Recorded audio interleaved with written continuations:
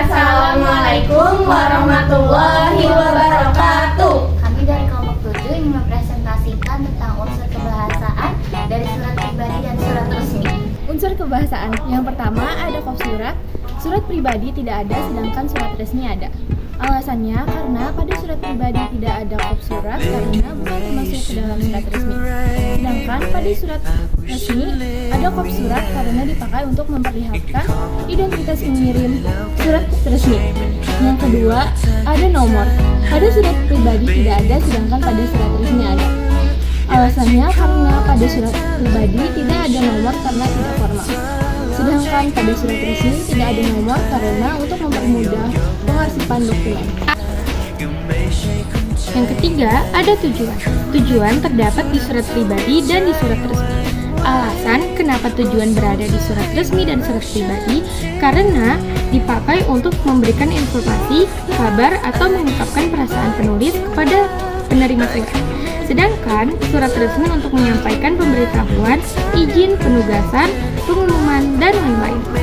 Yang keempat, ada tanggal. Tanggal juga terdapat di surat pribadi dan surat resmi. Alasan kenapa tanggal berada di surat pribadi dan surat resmi karena sebagai referensi dan alat pemberi informasi tentang waktu kapan surat itu dibuat. Yang kelima ada isi.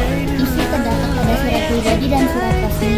Alasannya pada surat pribadi untuk memberikan kabar, mengungkapkan perasaan, menyampaikan ide, dan menyampaikan informasi.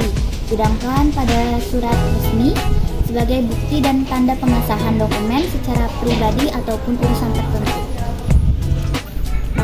Keenam, ada penutup. Penutup terdapat pada surat pribadi dan surat resmi. Alasannya untuk menunjukkan rasa hormat penulis kepada penerima surat. Ketujuh, ada alamat.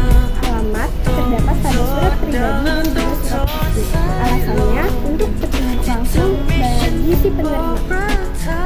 Lampiran. Di surat pribadi tidak ada lampiran, namun di surat resmi ada lampiran. Alasan mengapa tidak ada lampiran di surat pribadi adalah karena surat pribadi tidak formal atau tidak resmi.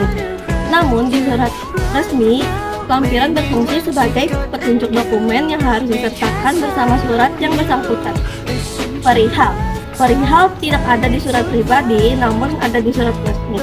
Karena pada surat resmi, perihal bertujuan untuk memberitahu pembaca tentang topik dalam surat tersebut. Pada surat pribadi tidak ada perihal karena surat pribadi tidak resmi. Sekian presentasi dari kelompok kami. Terima kasih. Wassalamualaikum warahmatullahi wabarakatuh.